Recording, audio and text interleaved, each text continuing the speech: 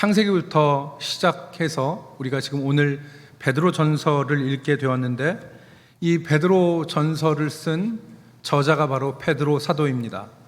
이 사람이 누구인가를 우리가 살펴보는 것이 의미가 있을 것이라고 생각됩니다. 베드로는 주님의 12 제자 가운데 한 사람이었고 갈릴리 어부 출신이었는데,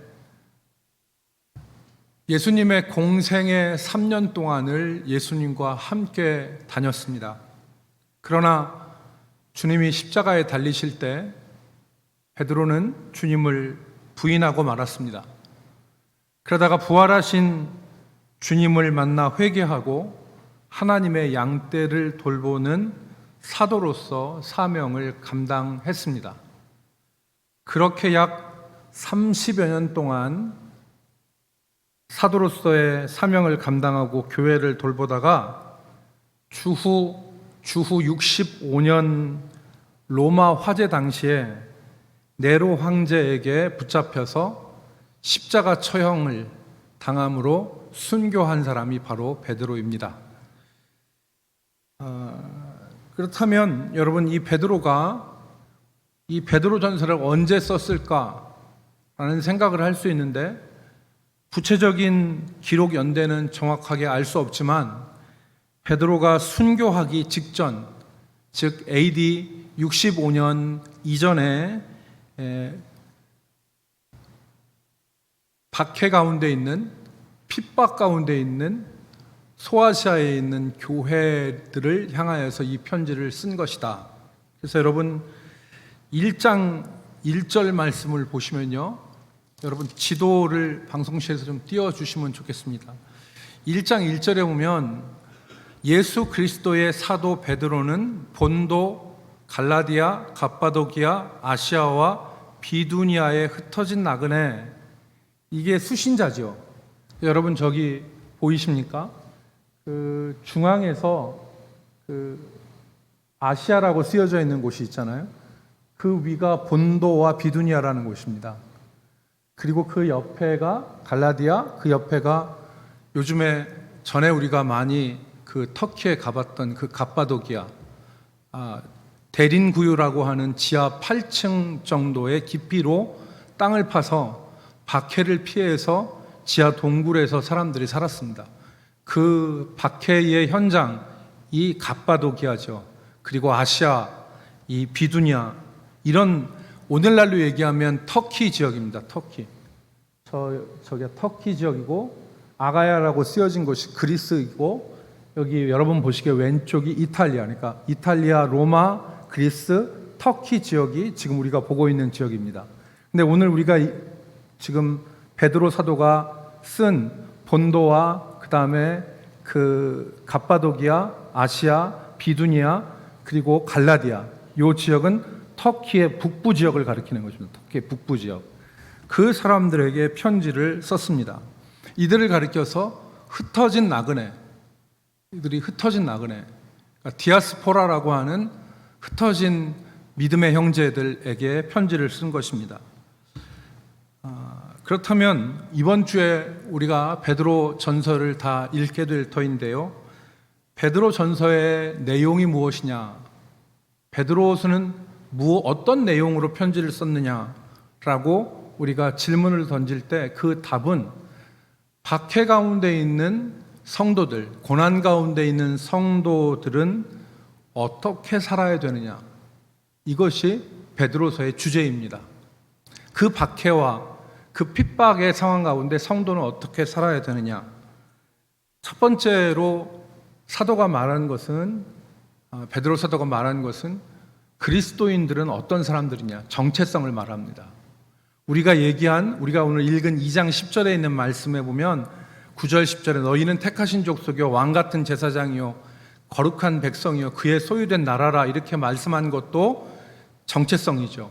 그리고 2장 10절에 있는 말씀에 보면은 호세아에 있는 말씀을 인용해서 너희가 전에는 백성이 아니었더니 이제는 백성이요, 너희가 전에는 긍휼하심을 받지 못하였더니 이제는 긍휼하심을 받은 자이다. 이것이 바로 뭐냐면 정체성이에요. 사람이 살아가는데 자기가 어떤 사람이냐를 인식하는 것이 그 사람의 삶을 많이 좌지우지합니다. 예를 들어서 자신을 성직자라고 인정하는 사람과 자신이 성직자가 아니라고 인정하는 사람의 삶은 결코 같을 수 없습니다. 내가 성도라고 생각하면서 사는 사람과 내가 성도가 아니라고 생각하는 사람의 삶이 같을 수가 없습니다. 베드로는 우리가 어떤 사람이냐를 먼저 말했습니다. 두 번째는 그리스도인들은 이 이방 사회에서 어떻게 살아야 되느냐. 지도에서 보는 것처럼 여기는 유대 예루살렘이 아닙니다. 스데반의 박해로 인해서 다 흩어졌습니다. 그 뿔뿔이 박해를 피해서 도망친 사람들이 아까 지도에서 본 로마, 이탈리아, 그리스, 터키의 여러 지역에 흩어져 살게 되었습니다. 이 이방 세계 가운데서 우리는 어떻게 살아야 될 것이냐. 여러분, 이들이 흩어진 나그네라고 표현했는데 이 흩어진 나그네들은 자기 고향에 모든 것 다 놓고 왔습니다. 가지고 올 수 있는 것이 소지품밖에 없었겠죠. 그러니까 이들은 이 이방 세계에서 하급, 하층 주민으로밖에 살 수 없어요. 다른 사람에게 고용되어진 사환이나 아니면 노예나 아니면 무슨 이 노동을 하는 사람들로 살 수밖에 없었지 않았겠습니까? 그러니까 2장 18절을 여러분 보시면 2장 18절에 베드로가 이런 말을 합니다. 사환들아, 범사에 두려워함으로 주인들에게 순종하되 관용하고 관용하는 자들에게만 선하고 관용하는 자들에게만이 아니라 또한 까다로운 자들에게도 그리하라. 이게 그냥 튀어나온 말이 아닙니다. 이 지역에 살고 있는 사람들 대부분이 다른 사람들에게 고용되어진 사환이나 노동자, 하루 벌어서 하루 먹고 사는 사람들로 살기 때문에 사환들아라고 얘기한 것이고, 주인들에게 순종하되 선하고 관용하는 사람들 뿐만 아니라 까다로운 사람들에게도 그렇게 순종해야 한다. 그렇게 말한 것입니다. 세 번째로는 사회적인 모습만 얘기한 것이 아니라 베드로는 가정 안에서 우리는 어떻게 살아야 되느냐. 남편과 아내들에게 이야기하죠. 3장 1절 말씀에 보면 우리가 잘 아는 대로 아내들아 이와 같이 자기 남편에게 순종하라. 이는 혹 말씀을 순종하지 않는 자라도 말로 말미암지 않고 그 아내의 행실로 말미암아 구원을 받게 하려 함이니 너희의 두려워하고 정결한 행실을 봄이라. 남편한테 잘하라는 거예요. 정결함으로 잘하라는 것입니다. 왜냐하면 그 남편이 말이 아니라 너희의 정결한 행실을 봐서 그리스도를 알 수 있을 수 있기 때문에 그렇다. 남편들에게 뭐라고 권면합니까? 베드로전서 3장 7절 말씀을 보면 남편들아 이와 같이 지식을 따라 너희 아내와 동거하고 그를 더 연약한 그릇이요 또 생명의 은혜를 함께 이어받을 자로 알아 귀히 여기라. 이는 너희 기도가 막히지 아니하게 하려 함이라 그랬습니다.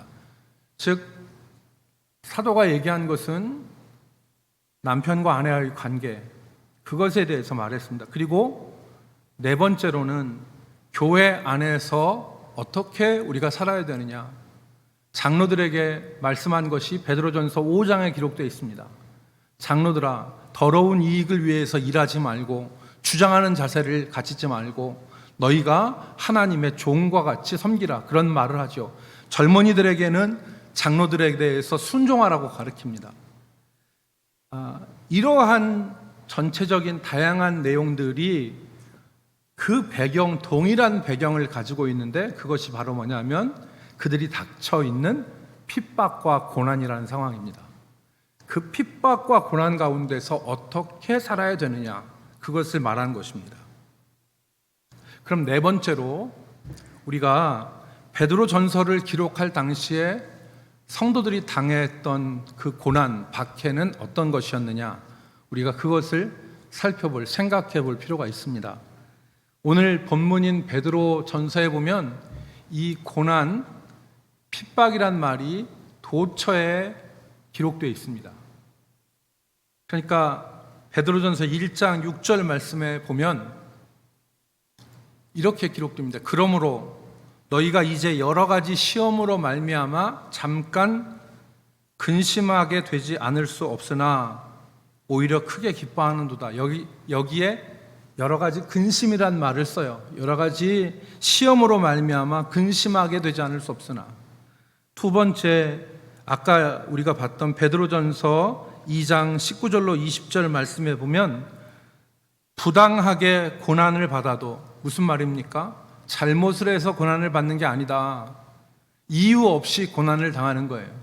이유 없이 그리스도인이라고 하는 이름만 가지고도 고난을 당할 수 있는데, 부당하게 고난을 받아도 하나님을 생각함으로 슬픔을 참으면 이는 아름다우나, 그 다음에 20절, 죄가 있어 매를 맞고 참으면 무슨 칭찬이 있으리요. 자기의 죄로 인해서 매 맞고 슬픔을 당한 경우에 무슨 자랑이 있겠느냐는 것입니다.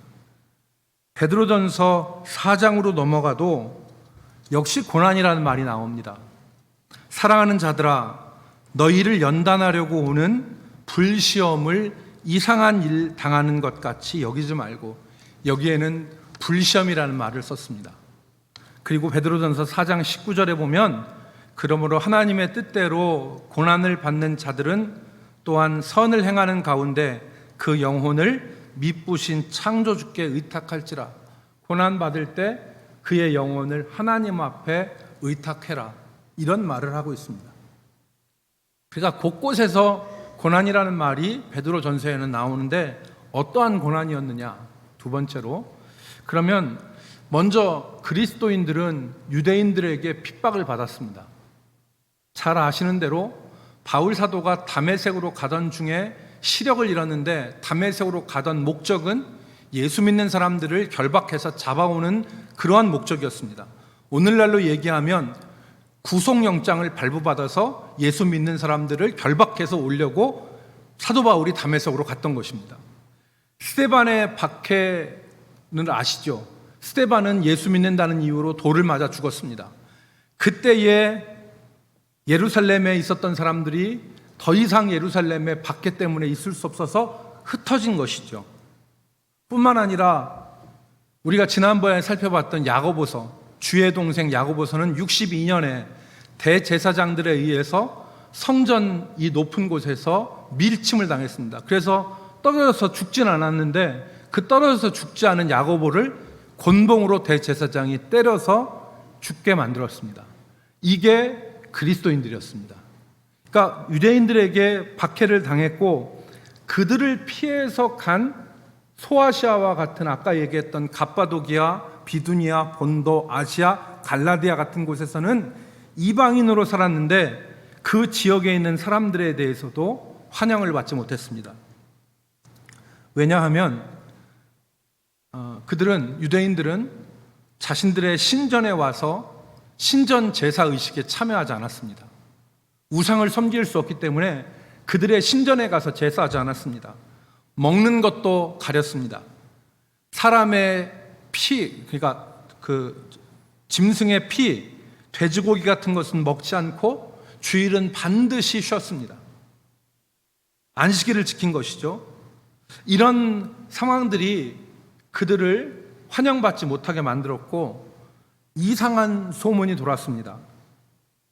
사람들에게 어떤 소문이 돌았냐면, 이 그리스도인들은 밤에 모여서 남자와 여자가 서로 피를 마시고 서로 어린아이의 살을 뜯어먹는 식인종이라고 하는 그런 소문이 돌았습니다. 여러분, 이게 무슨 말인지 이해가 되시죠? 살을 뜯어먹고 피를 마시는 거, 진짜 식인 풍속이 있었느냐? 안 그렇죠. 뭐를 의미하는 것입니까?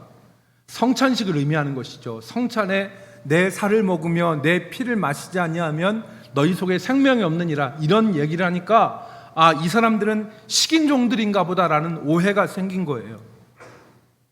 그래서 이 사람들은 성경에 기록되어 있는 대로 그 본토에 있는 사람들과 어울리지 못하고 항상 나그네와 외인으로 살았어요. 그리고 지금 유럽이나 저 미국에서 아시아인들이 이유 없이 당하는 어떤 그런 순환. 아프리카에도 선교사님들이 아프리카에 있으면 아프리카 사람들이 동양인들을 향해서 욕을 한대, 손가락질한대요. 코로나 그러면서 사람들을 핍박하는데, 그러한 핍박이 이들에게 있었던 것입니다. 이 오해를 가장 잘 이용한 사람이 있었는데 그가 바로 로마의 황제 네로였습니다. 네로는 AD 64년에 일어난 로마의 대화재, 이 화재로 로마가 그 당시 14개 구역으로 나뉘어져 있는데 11구역이 전소되어 버렸습니다. 11구역이 전부 다 불타버린 거예요. 근데 왜 이렇게 불이 이렇게 광범위하게 퍼졌느냐? 사람들 사이에 루머가 돌았습니다. 첫 번째는 네로가 불구경을 하기 위해서 일부러 불을 끄지 않은 것이다. 여러분, 김동인이라고 하는 사람이 쓴 광염 소나타라고 하는 소설이 있는데, 여기에 보면은 이 주인공이 그 음악 작곡을 하는데 영감을 얻기 위해서 마을에다가 불을 지릅니다. 그리고 산에 올라가서 마을에 불타는 모습을 보고서 영감을 얻어서 그 소나타를 작곡하는데 그게 광염 소나타라는 거죠. 그러니까 그와 같이 사람이 불타는 모습을 보면은 어떤 영감 같은 것이 떠오른다는 잘못된 생각으로 네로가 지금 로마에 불타는 것을 보고 즐겼다. 두 번째로는 네로가 로마를 새롭게 건설하고 싶은데 그래서 네로가 불을 지른 것이다. 이게 황제 네로에게 좋지 않게 작용하니까 이걸 누군가에게 뒤집어 씌울 대상이 필요했던 거예요. 그래서 그때 가만히 보니까 로마의 기독교인들이 사람들에게 좋지 않은 그런 그 인식이 있으니까 그들을 희생양 삼아서 로마의 화재는 기독교인들이 불을 지른 것이다. 이렇게 뒤집어 씌워서 기독교인들을 처형했습니다. 이 사건을 보면 네로의 이 대화재에 대한 이 누명을 보면 그 당시 기독교인들이 사람들에게 부정적인 인식을 가지고 그 부정적인 인식으로 인식됐고, 그리고 사람들에게 핍박을 받는다는 것을 우리는 인식할 수 있죠. 네로 황제 이전까지는 공식적인 핍박은 없었습니다. 그런데 네로로부터 핍박이 있었고, 그 뒤 20년에 도미티안이라고 하는 로마 황제 때 공식적인 박해로부터 시작해서 313년 여러분이 잘 아시는 콘스탄티누스 대제가 밀라노 칙령을 발표하기 전까지 기독교는 혹독한 박해 가운데 있었습니다. 그래서 이 박해가 지금 베드로전서에 흩어진 성도들의 삶의 정황이었는데, 이런 상황 가운데서 사도는 성도들에게 무엇을 말씀하는가? 이 말씀이 그 당시에 성도들에게는 매우 필요한, 꼭 필요한 말씀이었습니다. 그런데 그들뿐만 아니라 오늘 비슷한 환경 가운데 있는 우리들에게도 필요한 말씀이고 우리가 새겨들어야 될 말씀입니다. 오늘날 사회에서, 우리 한국 사회에서 교회 다니는 사람들을 이상한 사람들로 보는 시각이 있습니다. 선교사님들, 그리고 우리의 믿음의 선배들이 이루어 놓은 선한 이미지를 다 우리가 까먹었습니다. 그리고 오늘날 교회는, 예수 믿는 사람들은 나쁜 이미지로 각인되어지고 있습니다. 제가 이것이 어떤 것인가는 구체적으로 말씀드리지 않겠습니다. 그런데 이러한 때에 우리가 어떻게 살아야 되는지, 무엇을 해야 되는지를 사도의 말씀을 통해서 우리가 같이 이 시간 들어보겠습니다. 세 가지를 오늘 본문에서 말씀하는데, 첫 번째는 사도는 모든 악을 버리라 그랬습니다. 모든 악을 버려라. 여러분, 본문 1절 말씀을 보십시오. 1절에 보면 그러므로 모든 악독과 모든 기만과 외식과 시기와 모든 비방하는 말을 버리고 그랬습니다. 악독이라는 말은 악이라는 뜻입니다. 악. 악이라는 뜻이에요. 모든 악을 버려라, 그 말입니다. 왜 악독으로 번역했는지는 좀 더 생각할 필요가 있는데 좀 후에 말씀을 드리도록 하겠습니다. 악을 버려라. 악은 하나님의 역사를 가로막습니다. 악은 마귀에게 속한 것입니다. 그러므로 하나님의 백성들은 자기 삶에 있는 악한 것들을 버려야 합니다. 여기 버린다라는 말은 지워버린다, 청소한다라는 말을 가지고 있습니다. 예를 들어 만약에 여러분 이 강대상 위에 커피를 쏟아서 커피가 오랜 시간이 지난 다음에 끈적끈적하게 다 묻어 있어요. 먼지가 묻어 있습니다. 그럼 어떡합니까? 걸레나 물티슈로 이걸 다 닦아요. 지워버리죠. 그것과 같이 버린다는 말은 그런 말입니다. 우리의 삶에 묻어있는 얼룩과 때 같은 것을 지워버리는 것, 그것을 의미하는 것입니다. 믿는 사람들이 악한 일을 했을 때 하나님의 영광이 가려집니다. 그래서 아까 여러분 베드로전서 2장 19절 말씀에 부당하게 고난을 받아도 하나님을 생각함으로 슬픔을 참으면 이것은 아름답지만 2장 20절 말씀에 보면 죄가 있어 매를 맞고 참으면 무슨 칭찬이 있으리요. 그러니까 악한 것으로 우리가 벌을 받아서는 안 된다는 것이죠. 하나님도 징계하시지만 세상 사람들도 징계합니다. 그러므로 성도의 삶에서는 악이 제거되어져야 됩니다. 믿는다는 사람이 세상 사람들도 하지 않는 악을 행한다면 어떻게 하나님의 영광이 드러나겠습니까?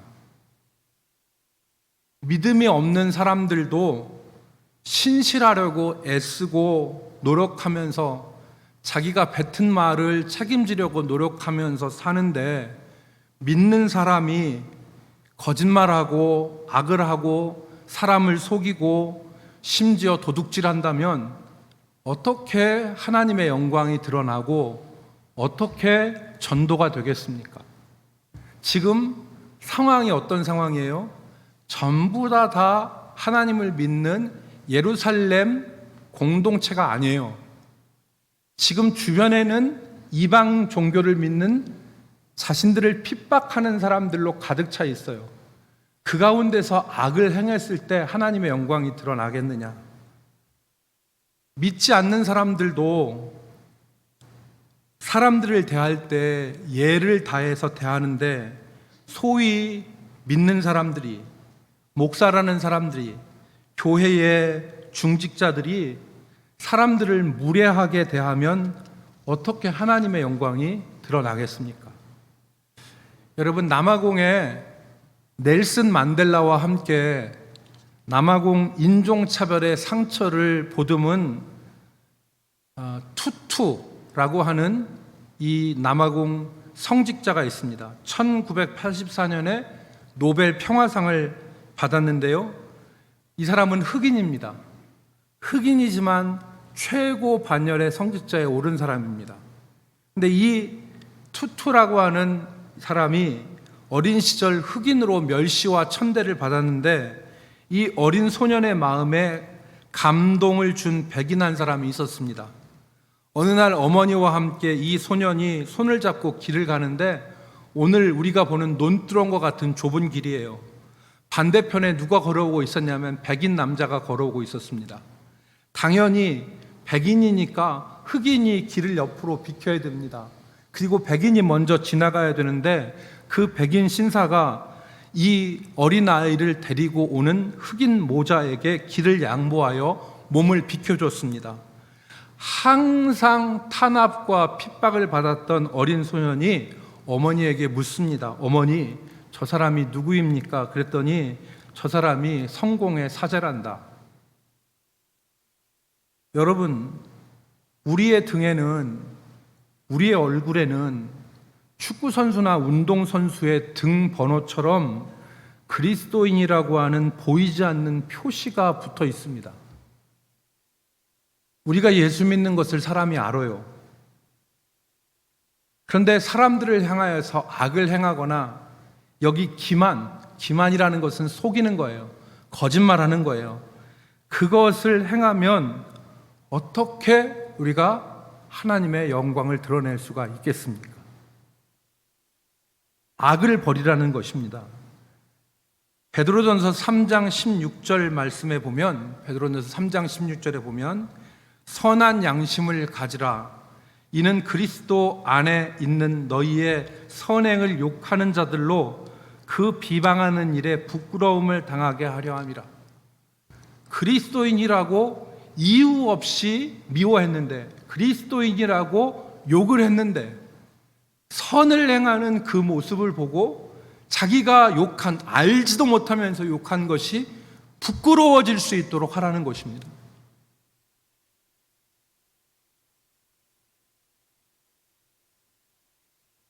여러분,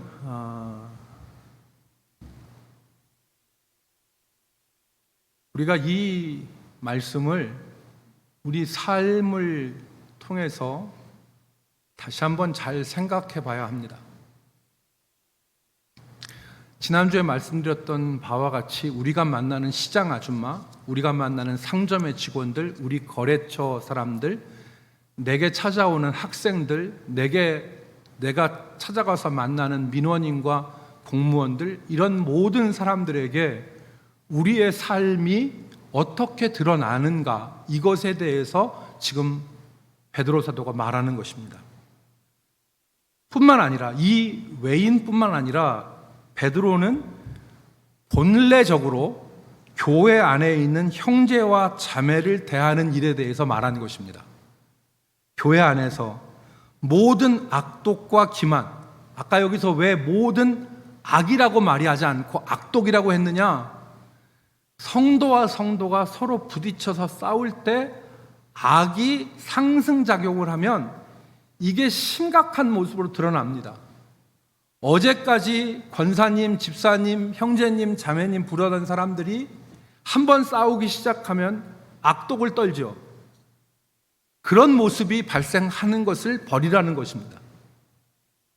여기 제가 아까 기만이라고 하는 부분에 대해서는 말씀을 드렸는데, 그 뒤에 나오는 세 단어는 형제와 자매들 사이에서 버려야 될 것들입니다. 외식이라는 말은 뭐뭐인 채 하는 것, 가장 꾸미는 것을 의미합니다. 시기는 더 설명하지 않아도 됩니다. 미워해서 잘못되기를 바라는 마음. 비방이라는 말은 말을 나쁘게 하는 것입니다. 뒤에서 욕하는 것입니다. 그래서 이 시기와 비방과 외식이 합쳐지면 마음속에서는 미워하고 입으로는 나쁘게 말하지만 겉으로는 안 그런 척하는 모습으로 드러날 수가 있는 것입니다. 그렇게 살지 말라는 것입니다. 이것은 공동체의 신뢰를 깨트립니다. 여러분 생각해 보십시오. 어떤 교인이 내 앞에서는 웃고 인사했는데 저 뒤에 가서는 내 욕을 하고 내 험담을 하고 내가 어떤 기회가 있을 때 그것을 방해했다고 하면 여러분 그 사람을 다시 볼 때 그 사람을 신뢰가 가겠습니까? 공동체의 심각한 신뢰를 깨트리는 것이죠. 그것을 버리라는 것입니다. 비방의 말은 언젠가는 비방하는 사람의 귀에 들어가게 되어 있습니다. 그 사람이 여기 없어서 그 말을 듣지 않는다 하더라도 내가 비방하는 말이 언젠가는 내가 비방하는 사람의 귀에 들어가게 되어 있습니다.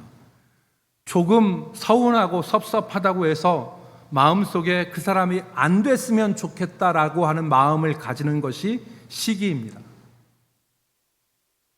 이러한 시기와 그리고 비방은 그리스도의 사랑을 얼어붙게 만들고 결국은 관계를 깨트리고 그리고 우리의 믿음조차 위태롭게 만듭니다. 여러분, 우리가 청소를 하죠? 청소를 하지 않으면 우리의 집과 우리의 차에서 우리가 살 수가 없습니다.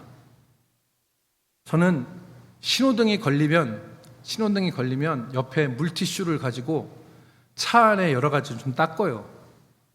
좀 그 시간이 아까워서 물티슈를 가지고서 옆에 여러분 기어 있는 부분이나 아니면 앞에 있는 이 대시보드나 이런 곳에 먼지가 많이 묻잖아요. 그러면은 물티슈를 가지고 그걸 지워요. 그래야 타지 않습니까? 집도 청소해야지 살 수 있잖아요. 집이 그냥 놔두면 어지럽혀져 있게 돼 있어요. 근데 그걸 안 치우고 그냥 있으면 거기는 쓰레기장이 되는 거예요. 그것처럼 오늘 버리라라고 하는 말은 제거하라는 말이에요. 제거하라. 우리가 살다 보면 때도 끼고 먼지도 끼고 얼룩도 있는데 이런 악독이라고 하는 시기라고 하는 비방이라고 하는 외식이라고 하는 기만이라고 하는 이런 것들이 껴 있는데 이것들을 청소해라, 제거해라, 그 말입니다. 오늘 우리의 삶을, 우리의 마음을 한번 들여다봐요. 남한테 안 보이는 내 마음 속에 시기가 있습니까? 남한테 보이지 않는 내 속에 기만이 있어요? 그런 것들을 닦아내는 역사가 우리에게 필요한 것입니다. 그래야 새 사람이 되는 것입니다. 믿으시면 아멘 합시다. 그래야 새 사람 되고 그래야 하나님의 은혜를 우리가 얻을 수가 있는 거예요. 베드로 사도는 지금 그것을 얘기한 것입니다. 모든 악독을 버리고 그리고 기만과 시기와 위선과 비방을 버려라. 두 번째, 이 베드로 사도는 신령한 젖을 사모하라 그랬어요. 신령한 젖을. 여기서 신령한 젖은 하나님의 말씀을 가리킵니다. 갓난아이가 어머니의 젖을 빨듯이 그렇게 하나님의 말씀을 사모하는 거예요. 이 신령한 젖의 역할이 무엇이냐? 우리를 자라게 하는 겁니다. 어머니의 젖이 얼마나 좋은지는 의학적으로 밝혀졌어요. 분유하고는 틀립니다. 어머니의 젖은 어린아이가 성장하는 데 필요한 영양소를 다 가지고 있어요. 뿐만 아니라 어린아이가 질병으로부터 질병을 이길 수 있는 면역 물질이 그 어머니의 젖에는 다 포함되어 있죠. 그러니까 이 젖과 다른 것을 비교할 수 없다는 거예요. 그러니까 어린아이들이 어머니의 젖을 물 때 그냥 세워라, 내워라 하면서 그냥 무는 게 아니잖아요. 어머니의 젖을 빨 때 이렇게 빨잖아요. 그것처럼 하나님의 신령한 말씀, 여기서 신령하는 말은 영어로 스피리추얼이라는 말을 쓰지 않았습니다. 스피리추얼이라는 말을 쓴 것이 아니라 로고스라는 말을 썼어요. 논리의 젖을, 논리의 말씀을 사모하라. 이 말씀을 사모해야 됩니다. 고난의 시간에 우리를 견디게 하는 것은 하나님의 말씀입니다. 이 말씀이 우리 영혼 가운데 들어올 때 이것이 우리에게 힘이 되는 거예요. 이것이 양식이 되는 거예요. 이것이 검이 되는 것입니다. 그래서 이 신령한 젖이 우리 가운데 올 때 악한 세상을 이길 수 있는 검이 우리에게 주어지는 것이죠. 여러분 생각해 보세요. 사람이 맨손으로 늑대나 사자를 이길 수 없습니다. 그러나 사람 손에 검이 들려져 있으면 달리 문제는 다른 거예요. 늑대 같은 것은 여러분 우리가 손에 검만 있으면 능히 이길 수 있고 사자도 이길 수 있는 거 아닙니까? 우리가 그냥 사는 게 아니라 하나님의 말씀을 사모하여 신령한 젖과 같이 사모하는 저와 여러분이 되기를 주의 이름으로 축복합니다. 세 번째 중요한 마지막 말씀인데 날마다 예수께 나아가야 됩니다. 날마다 예수께 나아가라. 날마다 예수께 나아가라. 4절 말씀에 보면 사람에게는 버림받았으나 하나님께는 택하심을 입은 보배로운 산돌이신 예수께 나아가 그랬습니다. 나아가. 여기서 나아간다는 말은 한두 번 나아간다는 말이 아니에요. 헬라어 시제를 보면 이 나아간다는 말은 반복적이고 계속적인 행동을 의미하는 거예요. 나가는데 매일매일 반복적으로 계속하여 쉬지 않고 예수께 나가라는 것입니다. 예수 영접할 때 믿는다고 고백할 때만 예수께 나가는 것이 아니라 그 이후에는 우리 마음대로 우리 스스로 살아가는 것이 아니라 날마다 예수께 나아가라. 날마다 예수께 나아가서 예수를 붙잡으라 이 말입니다. 일주일을 사는데 날마다 예수를 붙잡으라. 예수께 나아가서 예수를 붙잡으라. 그렇게 얘기하는 거예요. 그럴 때 가능한 것이 두 가지가 있다는 것을 5절이 말씀하죠. 그게 뭐가 가능합니까? 예수께 나아가지 않으면 가능하지 않아요. 예수께 날마다 나아가야지만이 가능해요. 그 두 가지가 5절에 기록되어 있죠. 5절을 읽겠습니다. 베드로전서 2장 5절 말씀. 너희도 산돌같이 신령한 집으로 세워지고 예수 그리스도로 말미암아 하나님이 기쁘게 받으실 신령한 제사를 드릴 거룩한 제사장이 될지니라. 여기 두 가지는, 첫 번째는 신령한 집으로 세워지는 것이고, 두 번째는 거룩한 제사장이 되는 것입니다. 예수께 나갈 때 신령한 집, 에베소서에 말한 교회로 세워지는 것입니다. 예수를 건축자들이 버린 돌이라고 했습니다. 그런데 이 건축자들이 버린 돌이 모퉁이 돌과 머릿돌이 됐다고 그랬어요. 우리 본문에 모퉁이 돌이 무엇입니까? 모퉁이 돌이 저 구석에 있는 걸 말해요. 한 벽과 한 벽을 잇는 모퉁이 돌, 그 모퉁이 돌이 예수 그리스도다. 머릿돌이 무엇입니까? 기초석이에요. 건물을 세울 때 기초로 삼는 돌.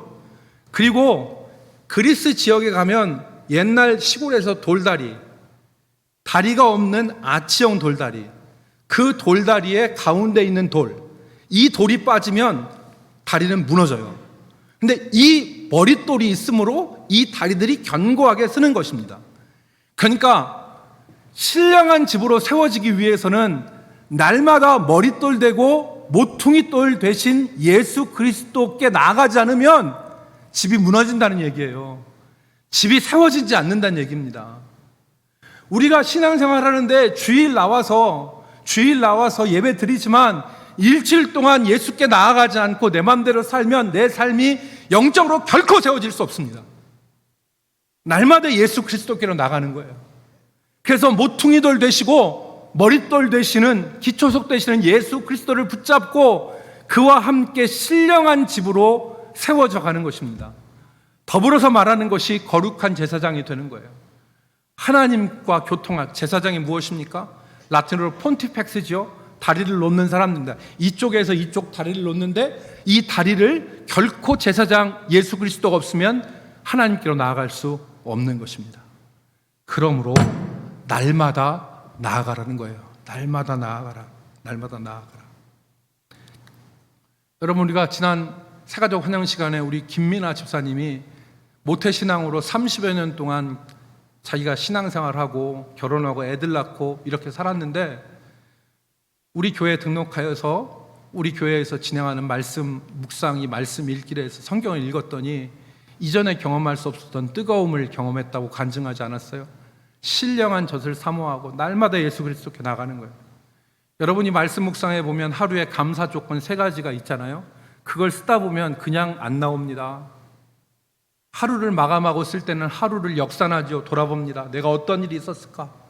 그 일들을 감사를 하면 하나님의 역사를 기억하게 되고 하나님은 내 삶에서 어떻게 역사하셨는지를 생각하게 되죠. 절대 그렇지 않고서는 그걸 쓸 수 없습니다. 이게 예수께 나아가는 것입니다. 자만하지 말고 하나님의 은혜를 구하십시오. 그래야 우리는 고난과 핍박의 세상에서 거룩한 제사장으로 신령한 집으로 존재할 수가 있는 것입니다. 그렇지 않으면, 우리가 날마다 예수께 나가지 않으면 우리는 길가에 버려진 소금이 되는 거예요. 소금이긴 한데 맛을 잃어버렸으니 길가에 버려져서 사람들에게 밟히는 것이죠. 예수 믿는 사람은 이름은 있는데 날마다 예수께 나아가지 않고 신령한 젖을 사모하지 않고 악을 버리지 않으면 길바닥에 버려지는 소금같이 되어지는 것입니다. 여러분, 무엇이 예수께 나아가는지는 여러분이 찾으십시오. 어떻게 날마다 예수께 나아가는지는 여러분이 찾으십시오. 말씀을 읽는 것일 수 있고, 기도하는 것일 수 있고, 여러분 묵상하는 것일 수 있고, 그런 것입니다. 말씀을 정리하겠습니다. 오늘 베드로 사도는 성도들의 삶의 정황을 돌아보고 그 정황 가운데서 어떻게 살 것을 권면했습니다. 오늘 어려운 시기에 있는 우리 교회 성도들 서로 격려하고 성도들과의 막힌 것을 제거함으로 하나님의 신령한 집으로 거룩한 제사장들로 서가기를 주 예수 그리스도의 이름으로 축복합니다. 기도하겠습니다. 거룩하신 하나님, 우리에게 은혜를 주셔서 이 핍박과 고난의 시간들을 이겨내게 하여 주시옵소서.